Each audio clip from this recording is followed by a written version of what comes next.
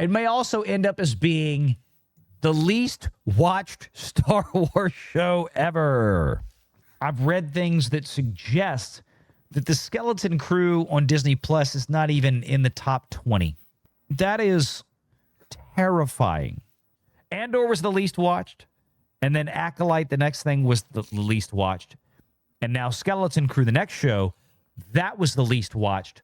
Disney, and I cannot believe this line, Paul Tassi. Paul Tassi says Disney is now in a death spiral.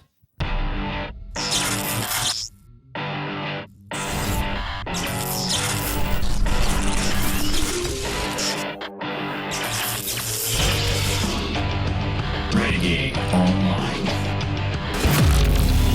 Paul Tassi, I think, is maybe having a breakdown.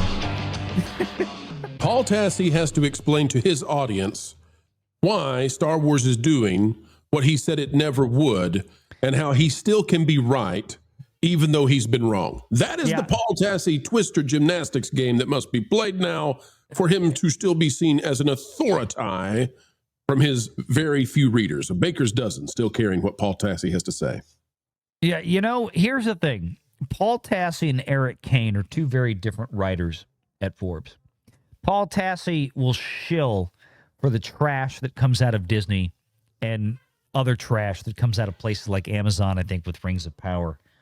Eric Kane, even though politically, you know, we're not aligned on everything, but Eric Kane is very honest. He's very, I think, unabashed with his opinion. He doesn't try to toe a line. And Eric has been very honest about how, especially Star Wars has been. It was so funny to watch, literally hours apart, when Eric's article would come out on Forbes about how terrible the Acolyte was, and Paul, like 3 or 4 hours later, would have a rebuttal article come out on Forbes as well, like kind of slapping back. And then Eric and Paul would, even though they weren't calling each other out in the article, you could kind of read it was like, this is just hilarious to watch, and go back and forth at how, you know, how they're very different opinions. So for Paul Tassi to come out and talk about how bad this is, I want to explain why. Let me zoom up. Let's take a look real quick. Again, we are now we're into the third week of, we had December 2nd through 9th through, or whatever. I don't remember where they measured it from, but this is the third Luminate chart. The Skeleton Crew should have had an opportunity, or does have an opportunity, to have appeared on. And once again, I'm going to tell you, I've read things that suggest that the Skeleton Crew on Disney Plus is not even in the top 20 at Luminate. So as far as originals, that is terrifying. Nobody is watching this show. Nobody even knows this show exists. So here's the point. In 2025, guys, Paul Tassi, Skeleton Crew is a great new addition to the Star Wars universe so far. Stellar series, full of heart, comedy, and adventure. I'm not arguing that point. I've heard a lot of people say that have watched it, even the skeptics of Star Wars in the modern times, to be that, hey, it's kind of fun. And that adventure does successfully emulate the Goonies E.T. vibes it was going for, while also being its own thing. It may also end up as being the least watched Star Wars show ever. It doesn't matter how good a show you make if you fed your audience, or whatever's left of it at this point, so much hot crap for 10 to 15 years. They're not going to come back to try your newest turd, okay? They don't care. It doesn't matter how much cinnamon you sprinkle on top of it. It's not going to matter. Skeleton Crew, despite being number one on Disney Plus itself. Let me stop right there. Can we talk about how sad that statement is? I want to remind folks that the Walt Disney Company, to my knowledge, have you seen anything? Has the Walt Disney Company released any press release on the viewership of Skeleton Crew thus far? It has been 3+ weeks. That's what I thought. Okay. Nothing. So according to Paul Tassi, Skeleton Crew, despite being number one on Disney Plus itself, can we stop and really, dear Wall Street, can we stop and examine what a sad, pathetic, and horrifying statement that is? That Skeleton Crew, a show that almost nobody is watching, a show that can't even show up on Samba TV's top 10, Luminates, or God knows Nielsen. They're so far behind the 8 ball on measuring and releasing data. Who knows and who cares at this point? But you're telling me that after 3 weeks of a brand new $4 billion that Disney spent to get it, Star Wars intellectual property, that this show, the biggest thing on Disney Plus, is not even anywhere close, insofar as we know, to charting in the ratings. They released 2 episodes in the premiere week. Yep. It did not chart. Nope. And that means that we are going to wait until the finale for it to have the last and only chance it has of ever charting. The finale, I'm assuming they're going to load it up again with 2, and they're going to hope and pray that people binge watch the rest of the show to get caught up. And that is it. If it doesn't do it, then it's not doing it. You want to talk about some terrible ratings? Mm-hmm. They are releasing this thing on Christmas Eve, the next episode. Yep. That is the graveyard of all graveyards. Yep. For streaming. Yep. I mean, that is the worst of worst. They're going to release this at 9 p.m. Eastern. Here's the thing. On Christmas Eve, there are still going to be 20 times, and I'm not kidding, I'll bet right now, there will be 10 to 20 times more people watching the latest Netflix series on Christmas Eve about some chick that killed her boyfriend in a, docudrama recreation of a crime story thing. I mean, I'm not kidding. There are 10, 20 times more people watching that shit on Netflix than watching anything that Disney is throwing $200 million into to make, which is hilarious. That's not even charting. It did not chart either during its premiere week, its second week, and now its third week, to add to Paul Tassi. The Acolyte, at least, he says, did in fact chart at first. But as we know, that went on to become Disney's least watched show. The one before that, Andor. Do you see a pattern here, kids? Yeah. Andor, the least watched show. Yeah. As they say in Louisiana. As they say in Louisiana. Yes, very much. Andor was the least watched. And then Acolyte, the next thing, was the least watched. And now Skeleton Crew, the next show, that was the least watched. I believe in scientific terms, they call this a trend. Disney, and I cannot believe this line, Paul Tassi says Disney is now in a death spiral. When it comes to what exactly to do with Star Wars, and it does not seem like they have a terribly coherent plan to emerge from it. Welcome to the party, pal! To use the diehard line. I mean, my God. I mean, how long did it take you to get here? The issue, and then he has a numbered list? Yes. That sounds like the issues.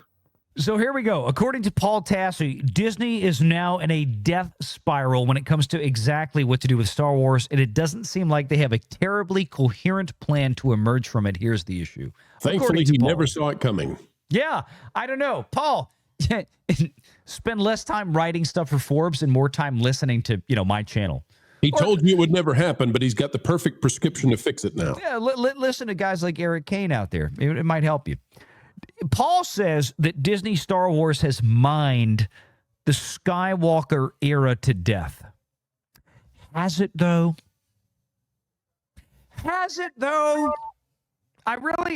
Literally, he says, as Han, Luke, and Leia all died over the course of the last trilogy. Because Disney murdered them. They didn't need to murder them, but they did murder them. They seem to understand the need to start telling more stories outside of those linked to the... I hate this. I absolutely hate this crap. Disney has not overmined the Skywalkers. Star Wars has not overmined the Skywalkers. The hunger out there is for the Skywalkers. Little sniveling dimwits like Paul seem to think that's the case. You guys have never supported the franchise. You're not monetarily part of the franchise. You don't buy the toys. You don't buy the things. There's nowhere near enough of you out there. You guys didn't build this up to what it was. The people that made Star Wars what it was are the very people that Kathleen Kennedy worked her ass off to get rid of after Disney bought it. The older dudes. Now, there were always women that were fans, but they wanted to see the Skywalkers. They wanted to see the guys. They didn't want to see a bunch of lesbian, transgender heroes, whatever the hell Star Wars is nowadays. Meanwhile, Disney shareholders have lost billions and billions and billions of dollars, but they just don't care. So no, I don't think they've mined the Skywalker era to death. Disney has done literally nothing with the Skywalker era.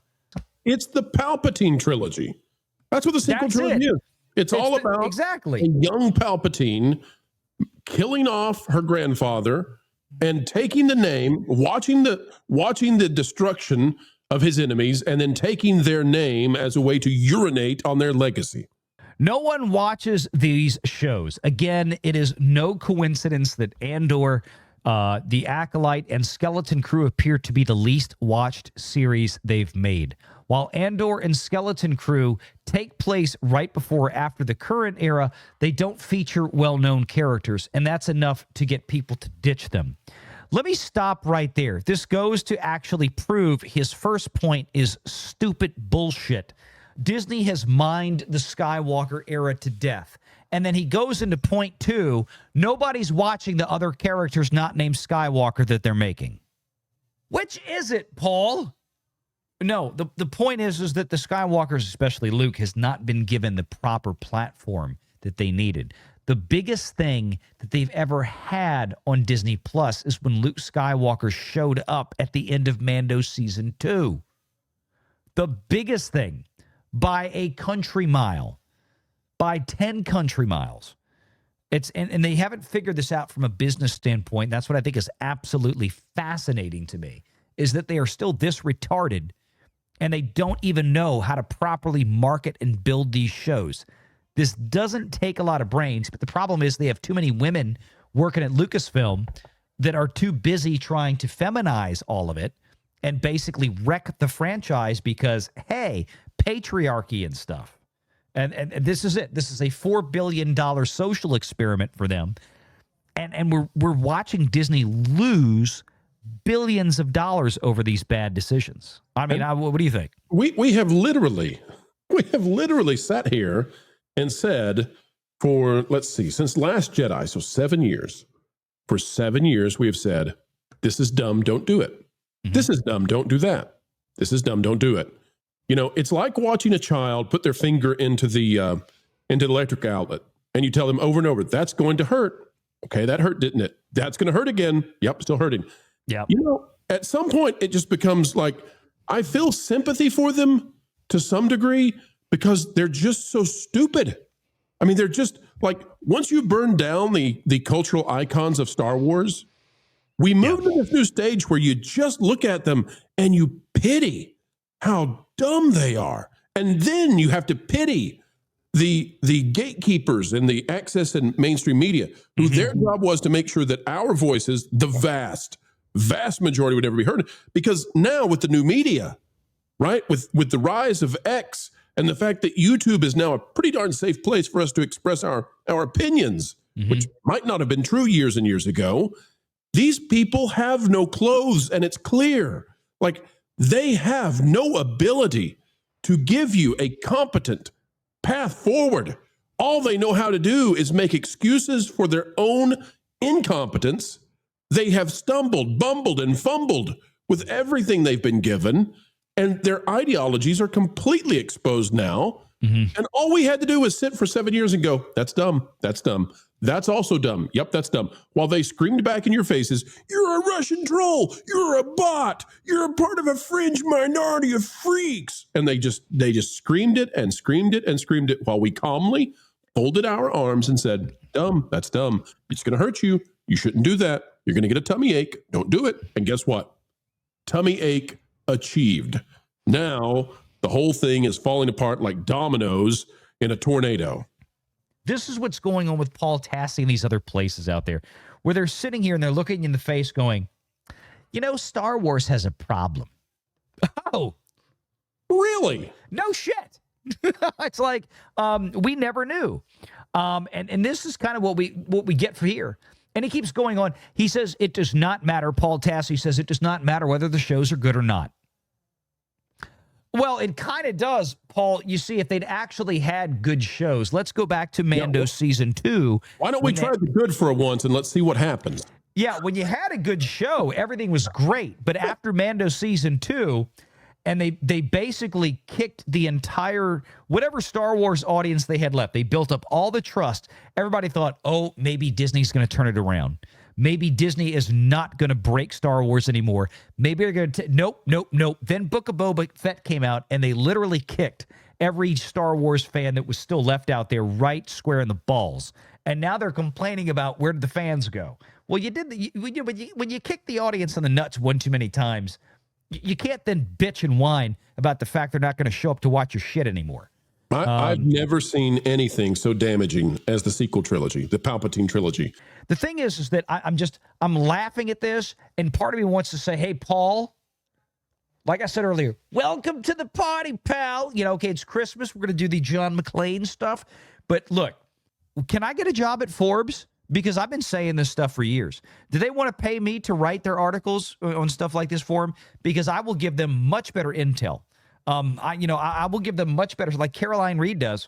I'll give them much better takes on where the actual culture is. I mean, if you want a guy like Paul Tassi who's simply going to sit here and talk to you or talk to the audience from the standpoint of the Alyssa Mercantes of the world, because Paul tends to be more, Paul wants to talk at the audience.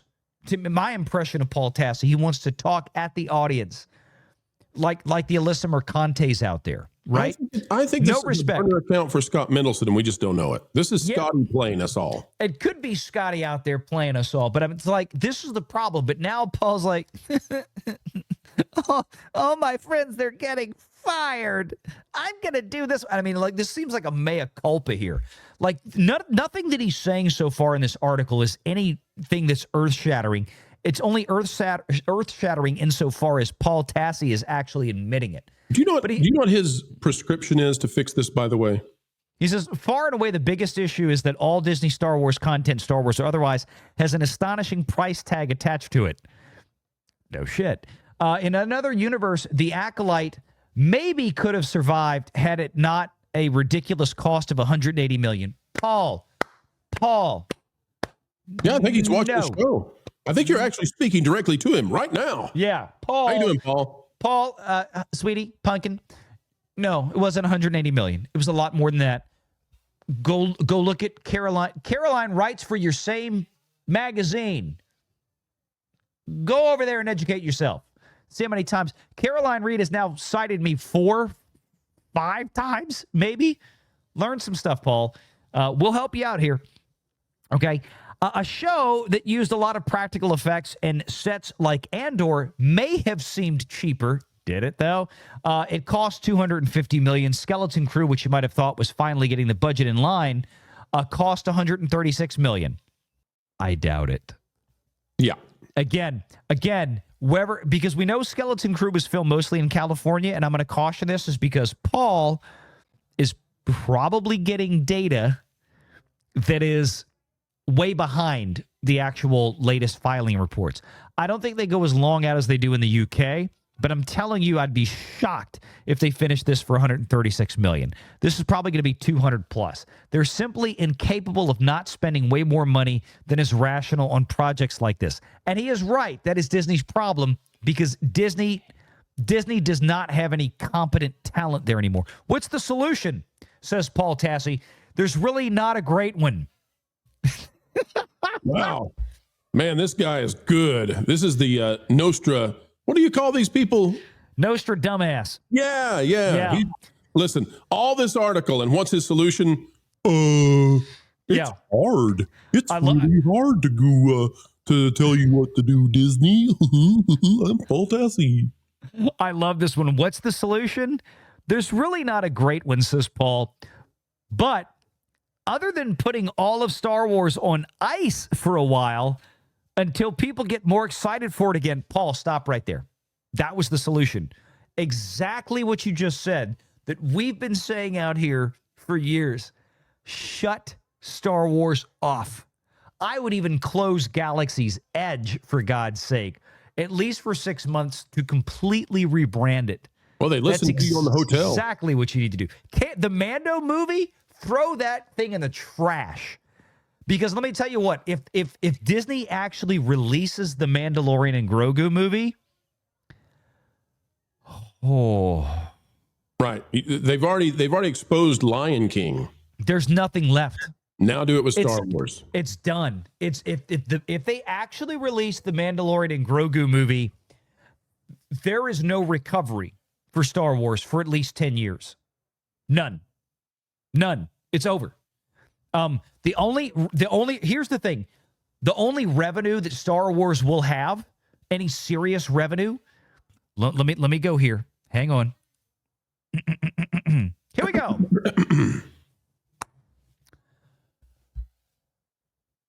The most money that the Walt Disney Company has made on Star Wars, bar none, singularly, in the last several years, has been with a check that they collect from Lego.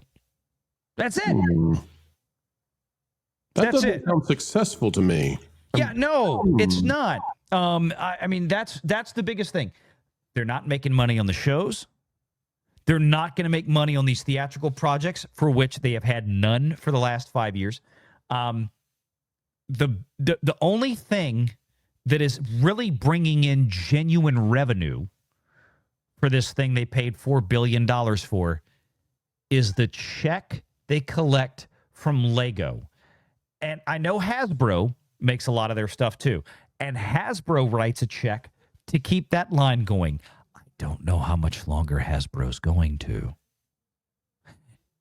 And I don't know how much that check from Hasbro has shrunk in the last several years, but we suspect it's not a small amount that it shrunk from.